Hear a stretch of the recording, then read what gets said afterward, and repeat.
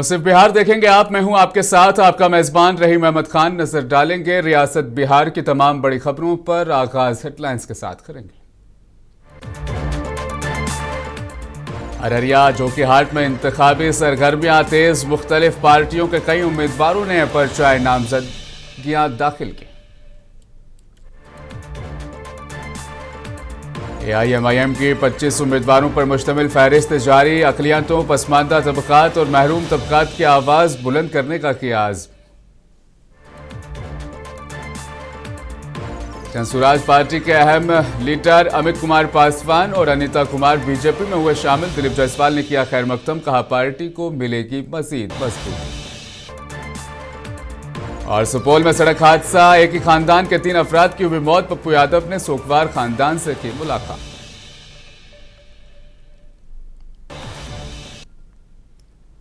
अररिया और जोकीहाट असेंबली हलकों में इंतखाबी गहमा गहमी उरूज पर है, जहां पर मुख्तलिफ सियासी जमातों और आजाद उम्मीदवारों ने पर्चाए नामजदगी दाखिल किए हैं। अररिया से जनसुराज पार्टी के उम्मीदवार डॉक्टर फरहत आरा ने नामजदगी दाखिल की, जबकि जोकीहाट से साबिक रुकन पार्लिमान सरफराज आलम ने इसी पार्टी के टिकट पर मैदान में कदम रखा है। इसी निशस्त पर AIMIM के मुर्शिद आलम और JDU के मंजर आलम ने भी कागजात जमा करवाए हैं। तमाम उम्मीदवारों ने तालीम, सेहत, रोजगार, बदनवानी, सड़क, बिजली और पानी जैसे अवामी मसाइल को अपनी मुहिम का मरकज बनाया है। भाई संजय ने कहा कि वो तालिब इल्मी के ज़माने से अवामी खिदमत के जज्बे से जुड़े हैं और अगर कामयाब हुए तो तालीम, सेहत जैसे अहम मसाइल पर फौरी काम करेंगे। कहना चाहेंगे कि आज मुझे 49 विधानसभा की क्षेत्र की एक जिम्मेदारी के रूप में मुझे यहाँ टिकट दिया और माननीय मुख्यमंत्री नीतीश कुमार जी का और अपने ललन सिंह जी का, जो हमारे लीडर हैं संजय झा जी का, इन तमाम लोगों का हम दिल से आभार व्यक्त करते हैं। और विजय चौधरी जी, विजेंद्र चचा, इन लोगों ने जिस तरीके से विश्वास किया अररिया की 49 की जनता पर, और ये टिकट ये हमारी नहीं है, ये अररिया 49 की जनता की ये टिकट है। जोकीहाट जो काम मैं जहाँ छोड़ा था, जोकीहाट बिहार में मॉडल हो और एक एक आदमी का सम्मान हो, जो भ्रष्टाचार से पूरा लिप्त है सीमांचल और बिहार, उसको कम करें और जनता का जो सम्मान आज कमा है, वो जो मालिक है उसको मैं मालिक बनाऊंगा। देखिए, इस बार का चुनाव 14 महीना का जो मेहनत है, इस 8 महीना में 43 जनसभा किया और सभी पंचायतों में संगठन का काम किया। कोई ऐसा पंचायत नहीं है जिसमें जो मेरे संगठन में 100 से नीचे आदमी है। 100 है प्लस मेरा बूथ लेवल पर प्रत्येक बूथ पर 10 आदमी है। इसलिए मुझे लगता है कि मेरे लिए कोई चैलेंज नहीं है। हमेशा से मीम जीती है, उम्मीदवार नहीं जीता था, उसका केडर वोट है, जो कि मीम का जैसे हर पार्टियों में केडर वोट होता है, उसी से ऑल इंडिया मजलिस इत्तेहादुल मुस्लिमीन में जोकीहाट विधानसभा में 30 से 40 हज़ार केडर वोट है। तो हमारा जो क्षेत्र है, क्षेत्र संख्या 49, ये बाजार में है, शहर में है। अच्छा, मैं इस शहर को काफ़ी मेहनत से सजाऊंगा, लगेगा कि हाँ दिल्ली की तरह है अररिया जिला। मैं इस शहर का विधायक बनूं ताकि मेरे जनता को तकलीफ न हो। NDA के उम्मीदवार और साबिक नायब वजीर आला तारकेश्वर प्रसाद ने कटिहार सदर सीट से पर्चाए नामजदगी दाखिल किया। नामजदगी के बाद मीडिया से गुफ्तगू करते हुए उन्होंने कहा कि मैंने कटिहार से अपना नामजदगी फॉर्म दाखिल किया है। 2005 से वज़ीर आला नीतीश कुमार की क़यादत में काम करने का मौका मिला और रियासत में डिप्टी CM के तौर पर भी खिदमत अंजाम दी है। हमने बिहार को बदलने का काम किया और बुनियादी ढांचे को दोबारा कायम किया। अब वज़ीर आज़म नरेंद्र मोदी की क़यादत में हम तरक्की की रफ्तार को और तेज करेंगे। तारकेश्वर प्रसाद ने यकीन दहानी कराई कि कटिहार समेत पूरे बिहार की तरक्की, बुनियादी सहूलियात और अवामी फलाह के मंसूबों को तरजीह दी जाएगी। मैं भारतीय जनता पार्टी के क्षेत्र से उम्मीदवार के रूप में आज नामांकन हमने दाखिल किया है। तो देखिए, आपको पता है कि 2005 से जब यशस्वी मुख्यमंत्री जी के नेतृत्व में बिहार में सरकार बनी और हम सबों को भी कटिहार विधानसभा क्षेत्र से प्रतिनिधित्व करने का अवसर मिला और सरकार में भी उप मुख्यमंत्री के रूप में काम करने का अवसर मिला और हम सबों ने कटिहार को बदला, बिहार को बदला। बिहार की जो बुनियादी चीज़ें कहीं हो गई थी उसको पुनर्स्थापित करने का काम यशस्वी मुख्यमंत्री जी के नेतृत्व में हम सबों ने किया है और यशस्वी प्रधानमंत्री जी के नेतृत्व में एक विकसित भारत का संकल्प भी हम सबों ने लिया है। आगामी जो हम सबों का ये 5 वर्ष होगा, कटिहार की तरक्की के साथ साथ बिहार की तरक्की के लिए हम सब काम करेंगे और जो आधारभूत संरचनाएं और जो मौलिक चीज़ें हैं कि कैसे उद्योग बेहतर हो, कैसे हम कटिहार शहर को एक बेहतर नगर के रूप में और विकसित कर सकें। भैया कई चीज़ें हैं जो हमारी प्रमुखता है और जो हमारे नौजवान हैं उनका जो रोजगार से जुड़े हुए कुछ विषय हैं जिस पर बीजेपी के सीनियर लीडर राजीव प्रताप रूडी ने कहा कि वज़ीर-ए-आज़म नरेंद्र मोदी जल्द ही बिहार में समस्तीपुर असेंबली इंतखाबात 2025 की मुहिम का आगाज करेंगे। उन्होंने कहा कि गुज़श्ता 6 माह से वज़ीर-ए-आज़म की रियासत में आमद-ओ-रफ्त मुसलसल जारी है, जो इंतखाबात के पेश नज़र मजीद बढ़ेगी। रूडी ने एनडीए की क़यादत को मजबूत करार देते हुए कहा कि वज़ीर आला नीतीश कुमार और वज़ीर-ए-आज़म मोदी की क़यादत में एनडीए को वाज़ेह अक्सरियत हासिल होगी। इस दौरान उन्होंने महागठबंधन पर सख्त तनकीद की। सवाल ही गलत है। प्रधानमंत्री का बिहार दौरा लगातार पिछले 6 माह से हो रहा है और चुनाव में भी आगे चुनाव है। जो उपलब्धि है देश की सरकार का और जो बड़ी उपलब्धि है देश की सरकार का और बिहार सरकार के मिल के साथ पूरा बिहार देख रहा है और उसी क्रम में देश के प्रधानमंत्री का आगमन होगा, बिहार में नीतीश कुमार का नेतृत्व होगा और एनडीए बड़ी बहुमत से जीतेगी, ऐसा चारों तरफ दिख रहा है। देखिए आप सब लोग इस बात को भूल रहे हैं कि महागठबंधन पॉलिटिकल पार्टियों का गठबंधन नहीं है। राष्ट्र के स्तर पर कांग्रेस पार्टी परिवार की पार्टी है, वो है। राज्य के स्तर पर लालू की पार्टी है, वो भी एक परिवार की पार्टी है और आप जेएमएम की भी बात कर रहे हैं, वो भी एक परिवार की पार्टी है। तो परिवार की पार्टियों में कभी आपसी समझौता नहीं होता है, वहां वर्चस्व की लड़ाई होती है और मुझे नहीं लगता है कि किसी प्रकार का गठबंधन वहां दिखेगा। लेकिन एनडीए को या भारतीय जनता पार्टी को कोई बहुत मतलब नहीं है। भारतीय जनता पार्टी एनडीए की सरकार बनेगी, नीतीश कुमार और नरेंद्र मोदी के नेतृत्व में तेज गति से बढ़ रही है। वही तो कहा जाता है कि गठबंधन का अभाव उसी को कहते हैं, उसके बारे में मैंने टिप्पणी आपको कर दी।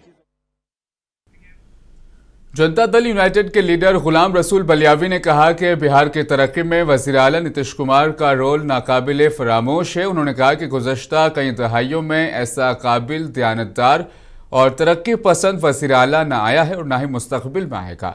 बलियावी ने एतराफ़ किया कि अक़लियती तबके को इस बार कम निशस्तें दी गई है। ताहम उन्होंने कहा कि नीतीश कुमार ने मुसलमानों को राज्यसभा और विधान परिषद में मुनासिब नुमाइंदगी देकर उस कमी को पूरा किया है। देखिए, महागठबंधन पर हमको कुछ नहीं कहना है, वरना ऐसे ही भाव बढ़ जाएगा। सच ये है कि बिहार के विकास से, डेवलपमेंट से किसी विपक्षी को कोई लेना देना नहीं है। अब आप सोच सकते हैं कि चुनाव से पहले ही कोई सीएम बन जा रहा है, कोई डिप्टी सीएम बन जा रहा है, यानी जनता भी हंसती है और अन्य राज्य वाले क्या कहते होंगे। बिहार की तारीख में, भारतीय राजनीति में आम जनमानस जिसके बारे में ये कहे कि पिछले सदियों में नीतीश कुमार जी से बेहतर कोई मुख्यमंत्री मिला नहीं और आगे कोई दिखाई नहीं दे रहा है इनके जैसा, तो न बदलने की जरूरत है और न किसी को कुछ कहने की जरूरत है। समझने की जरूरत है कि कुछ लोगों को मुख्यमंत्री बनने की बेचैनी है और हमारे नेता माननीय नीतीश कुमार जी को बिहार को विकसित बिहार बनाने की इंजीनियरिंग भी है। बिहार में असेंबली इंतखाबात की गहमा गहमी तेज हो गई है। एनडीए के तमाम बड़े लीडर्स इंतखाबी मुहिम में मसरूफ हैं, तो वहीं वज़ीर-ए-आज़म नरेंद्र मोदी 24 अक्टूबर से बिहार में इंतखाबी मुहिम चलाएंगे। वज़ीर-ए-आज़म नरेंद्र मोदी 24 अक्टूबर को समस्तीपुर से अपनी इंतखाबी मुहिम का आगाज करेंगे। इसी तरह वज़ीर-ए-आज़म नरेंद्र मोदी 3 नवंबर तक वक्फे से बिहार में इंतखाबी मुहिम चलाएंगे। बीजेपी के रियासती सदर दिलीप जायसवाल ने पटना में प्रेस कॉन्फ्रेंस के दौरान इस बात की जानकारी दी। आदरणीय प्रधानमंत्री श्री नरेंद्र मोदी जी अपने विधानसभा चुनाव का जो प्रचार अभियान शुरू करेंगे, समस्तीपुर कर्पूरी ग्राम और वहां पर जननायक भारत रत्न कर्पूरी ठाकुर जी के गांव में जाएंगे, उनके घर पर जाएंगे और जननायक भारत रत्न कर्पूरी ठाकुर जी को प्रचार अभियान शुरू करने के पहले उनको श्रद्धांजलि अर्पित करेंगे और फिर उनका चुनाव अभियान बिहार में शुरू हो जाएगा। सबसे पहली सभा समस्तीपुर में होगा और समस्तीपुर की पहली सभा करके फिर बेगूसराय की सभा को संबोधित करेंगे। यानी समस्तीपुर की सभा 10 बजे निर्धारित की गई है और बेगूसराय की सभा 24 अक्टूबर को ही 1 बजे निर्धारित हुआ है। इसके बाद प्रधानमंत्री जी का दूसरा दौरा 30 अक्टूबर को होगा और 30 अक्टूबर जी को प्रधानमंत्री जी पहली सभा मुजफ्फरपुर करेंगे और दूसरी सभा छपरा करेंगे और इस तरह करके उसके बाद उनका सभा फिर 2 नवंबर को है। 3 सिंहेश्वर असेंबली हलके के एनडीए उम्मीदवार डॉक्टर रमेश ऋषिदेव ने पार्टी कारकुनान के साथ एक अहम मीटिंग की, जिसमें मकामी मसाइल और आइंदा इंतखाबी हिकमत अमली पर गुफ्तगू की। डॉक्टर ऋषिदेव ने कहा कि वो इस हलके से इंतखाब लड़ने के लिए पूरी तरह से तैयार हैं और इलाके के दरीना मसाइल को हल करना उनकी तरजीह है। उन्होंने इस बात पर जोर दिया कि हमने जो काम पहले शुरू किए थे वही रुके हुए हैं, अब उन्हें मुकम्मल करना है। काबिल जिक्र है कि डॉक्टर रमेश ऋषिदेव बिहार हुकूमत में वजीर रह चुके हैं और उन्होंने कई तरक्याती मंसूबे कामयाबी से नाफिज किए हैं। उन्होंने वादा किया है कि अगर अवाम ने मौका दिया तो वो इलाके में तालीम, सेहत, सड़क और रोजगार से मुतालिक कई नई स्कीमें नाफिज करेंगे।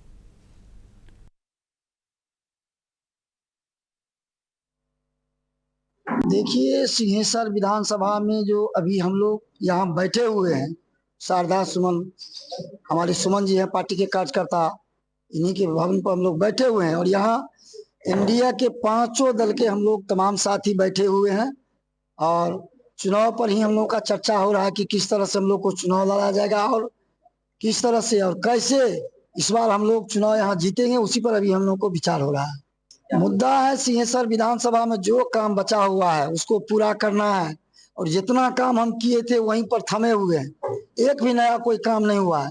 जो भी काम किए हमने उतना पर ही अस्थिर रह गया। 5 साल ऐसे ही समझिए बीत गया और जनता काफी उब चुका है। वर्तमान विधायक से मन बना लिया है जो एनटीए के प्रत्याशी को और हमको निश्चित तौर पर इस बार जिता के भेजने का काम करेंगे। मुकाबला देखिए, सभी आदमी अपना अपना भाग आजमा रहा है।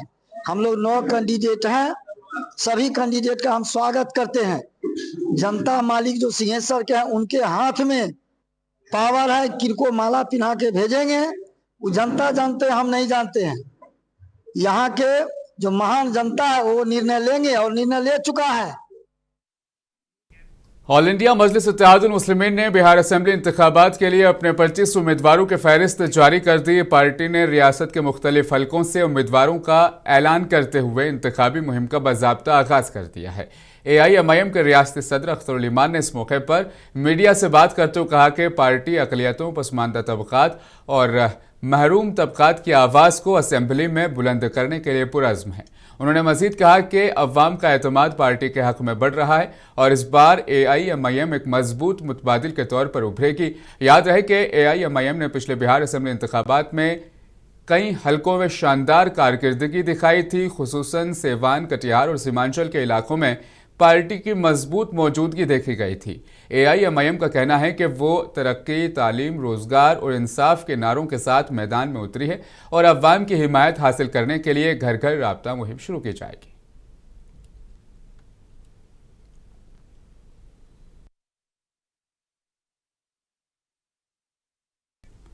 आरजेडी लीडर मुजाहिद आलम ने लालू प्रसाद यादव, तेजस्वी यादव और राबड़ी देवी से मुलाकात कर जिक्र करते हुए कहा कि पार्टी क़यादत ने उन पर एतमाद जाहिर करते हुए कोचाधामन असेंबली सीट से उन्हें टिकट दिया है। उन्होंने महागठबंधन में इख्तिलाफात की खबरों को मुस्तरद करते हुए कहा कि महागठबंधन एक खानदान की तरह है, जहां इख्तिलाफात वक्ती होते हैं और जल्द हल भी हो जाते हैं। इस दौरान उन्होंने गिरिराज सिंह को भी आड़े हाथों लिया। बहुत ही ऐतिहासिक पल था। आदरणीय लालू प्रसाद यादव जी जो राष्ट्रीय जनता दल के राष्ट्रीय अध्यक्ष हैं और बिहार के भावी मुख्यमंत्री आदरणीय तेजस्वी यादव जी, पूर्व मुख्यमंत्री राबड़ी देवी ने मुझ पर भरोसा जताया और 55 कोचाधामन विधानसभा से महागठबंधन के घटक दल के तौर पर राष्ट्रीय जनता दल का सिंबल मुझे जो है प्रदान किया। जब जहाँ एक परिवार होता है तो आपस में भी बाप बेटे भाई भाई में मतभेद होता है, तो जो घर का गार्जियन होता है उसको बैठ के उसका कोई निदान कर लेता है। कोई फैक्टर नहीं, अब जब रिजल्ट आएगा तो आप देखेंगे अवैसी का इस बार आरजेडी को हम 40 सीटों पे हराएंगे। वो 40 क्या, वो इस बार 0 पर आउट होंगे, आप देख लीजिएगा। निश्चित रूप से आप जाके थोड़ा जायजा ले लीजिए अमोर विधानसभा का। आज बहादुरगंज असेंबली हल्के से कांग्रेस के उम्मीदवार प्रोफेसर मुसव्विर आलम ने आज एक प्रेस कॉन्फ्रेंस में अवामी मसाइल पर गुफ्तगू की। उन्होंने कहा कि सीमांचल में कई मसाइल हैं, अगर वो मुंतखब होते हैं तो वो इलाके के पसमानदगी, रोजगार और दीगर मसाइल को बेहतर अंदाज में हल करेंगे। प्रोफेसर मुसव्विर आलम ने कहा कि उनकी तरजीहात में तालीम, सेहत, बुनियादी ढांचे और नौजवानों के लिए रोजगार के मौके शामिल हैं। प्रजातंत्रीय व्यवस्था में जो हमारी आस्था है, जो उस आस्था को बचाए रखने के लिए इसको बहुत ही शांतिपूर्ण, हर्षोल्लास और सद्भावपूर्ण माहौल में इस पर्व को पूरा करें और ये प्रजातंत्रीय व्यवस्था का जो तकाजा है, जो उनके फंडामेंटल्स माने बुनियादी उसूल हैं, उन उसूल का अनुकरण करते हुए अपने मत का प्रयोग करें। एक स्वच्छ समाज के निर्माण के लिए एक स्वच्छ, छवि, कर्मठ, लायक उम्मीदवार को चुने, जो जिसमें जात, धर्म या धन बल का कोई प्रभाव न हो। मुद्दा की कोई कमी है? यहाँ तो मुद्दा ही मुद्दा है। सीमांचल में तो मुद्दा ही मुद्दा रहा, लेकिन दुर्भाग्य है कि आज 40 साल से लगभग सीमांचल के मुद्दे की सभी लोग बात करते हैं, लेकिन मुद्दा को जमीनी स्तर पर उतारने का प्रयास अब तक नहीं हुआ। इसी तरह प्रजातंत्रीय व्यवस्था में जो हमारी आस्था है, जो जनसुराज पार्टी के उम्मीदवार डॉक्टर गाजी शारिक ने आज सैकड़ों हामियों के साथ कटिहार सदर सीट से अपना पर्चा नामजदगी फॉर्म दाखिल किया। इस मौके पर मीडिया से बातचीत करते हुए उन्होंने कहा कि कटिहार की अवाम अब तब्दीली चाहती है। पिछले 20 सालों में जो लूट खसोट की हुकूमत चल रही है उससे लोग तंग आ चुके हैं। इस बार बिहार में जरूर तब्दीली आएगी। डॉक्टर शारिक ने कहा कि प्रशांत किशोर ने बिहार में नई उम्मीद जगाई है और अवाम अब बेदार हो चुकी है। जनसुराज पार्टी अवामी हुक्मरानी के नजरिए के साथ इंतखाबात में उतरी है और शानदार कामयाबी हासिल करेगी। रणनीति बताने की चीज़ ही नहीं होती है, इसलिए इसका जवाब नहीं दूंगा। दूसरी बात है कि जब नामांकन किया है तो निश्चित रूप से चुनाव लड़ने के लिए किया है और चुनाव लड़ने के मतलब ही है कि चुनाव जीतने के लिए। लेकिन ये क्यों किया है? अच्छी खासी जीवन बिता रहा था, लोगों की सेवा कर रहा था, डॉक्टर हूँ, क्लिनिक भी है, मेडिकल कॉलेज में प्रोफेसर भी हूँ, लेकिन मैं निकल कर आया हूँ। उसकी वजह यह है कि जो हालत है और बदहाली है और जिस तरह से काम हो रहा है, लूट तंत्र है, तो प्रशांत जी जब आए और लोगों में जागरूकता फैलाने का अभियान शुरू किया तो मुझे लगा कि नहीं, जो हम लोग मान के बैठ चुके थे कि बिहार का यही नियति है और आगे कुछ नहीं होने वाला है, लेकिन उनके कार्यक्रमों से, उनके पदयात्रा से ये उम्मीद जागी और हम लोग उसमें जुड़े। और ये बिहार असेंबली इंतखाबात 2025 के तहत भोजपुर जिले के 7 असेंबली हलकों में नामजदगी की जांच के बाद कुल 83 उम्मीदवार इंतखाबी मैदान में रह गए हैं। इब्तदाई तौर पर 106 उम्मीदवारों ने पर्चे दाखिल किए थे, जिनमें से 23 नामजदगियां तकनीकी खामी और दस्तावेजात की कमी की बुनियाद पर मनसूख कर दी गई। खुसूसी तौर पर बहुजन समाज पार्टी के 2 उम्मीदवारों के पर्चे भी मुस्तरद कर दिए गए। इस दौरान बीएसपी के उम्मीदवारों ने अपोजिशन पर सख्त हमले करते हुए कहा कि इंतखाबी अमल में जानबूझकर रुकावटें खड़ी की जा रही है। जराये के मुताबिक आरा असेंबली हलके में 7 नामजदगियां मनसूख कर दी गई, बरहरा असेंबली हलके से 5 नामजदगियां मनसूख कर दी गई। इसी तरह संदेश असेंबली हलके से 2 नामजदगियां मनसूख कर दी गई। इंतजामिया ने वाज़ेह किया है कि तमाम नामजदगियों की जांच मुनसिफाना और शफाफ तरीके से की गई है। अभी हम मौजूद हैं आरा के डीएम समरालय के पास। यहाँ स्कूटनी चल रही थी। 106 प्रत्याशियों ने अपना नामांकन दर्ज किया था, जिसमें अब मात्र 83 प्रत्याशी मैदान में रह गए हैं, जिनमें कुछ प्रत्याशियों का नामांकन रद्द होने के बाद हंगामा प्रदर्शन भी किया था।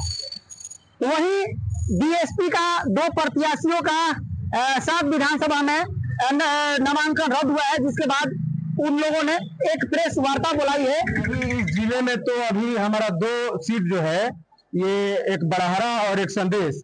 बड़हरा वाले जो हमारे रविंद्र कुमार राम जी जो प्रत्याशी हैं बसपा के, वे ECI election commission of India को उन्होंने कंप्लेन किया और कंप्लेन इलेक्शन कमीशन स्वीकार भी किया है, एक्सेप्ट किया है और उस पर आज मतलब कार्रवाई होने वाला है। वे यहाँ मौजूद नहीं है।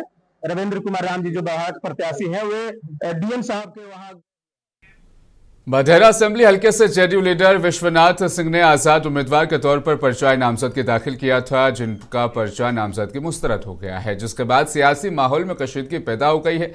नाराज विश्वनाथ सिंह ने दफ्तर के सामने ही धरना दिया। विश्वनाथ सिंह का कहना है कि उनके तमाम कागजात बिल्कुल दुरुस्त थे, मगर सियासी दबाव के तहत उनका पर्चा रद्द कर दिया गया। उन्होंने इस फैसले को जमहूरियत का कत्ल करार देते हुए चीफ इलेक्शन कमिश्नर से शफाफ तहकीकात की मांग की है।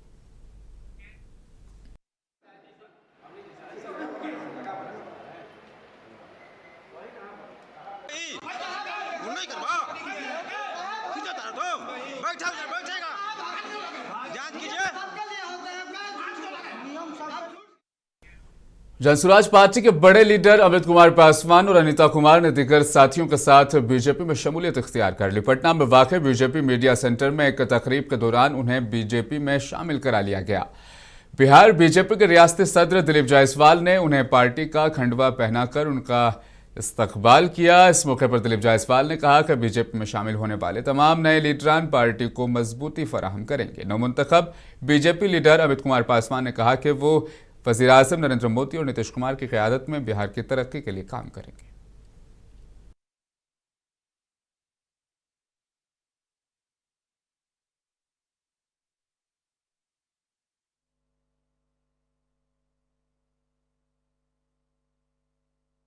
जैसा कि आपने देखा कि अभी जननायक लोक दल और इसके साथ साथ हमारे अन्य पार्टी के नेता ने भी भारतीय जनता पार्टी की सदस्यता ग्रहण की।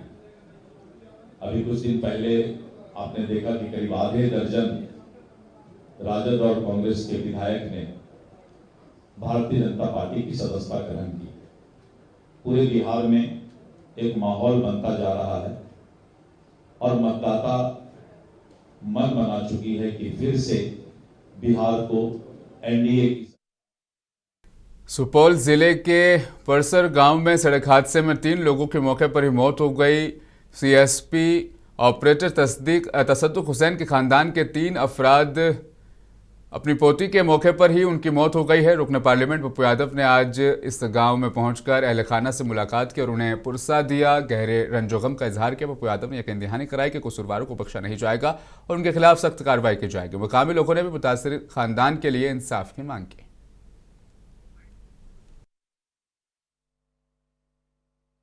परिवार काफी गरीब है। इस तरह की कई घटना लगातार रोड एक्सीडेंट में हो रहा है। भागी लाख में हमेशा सरकार गलत पैसे लेके ड्राइविंग लाइसेंस देती है।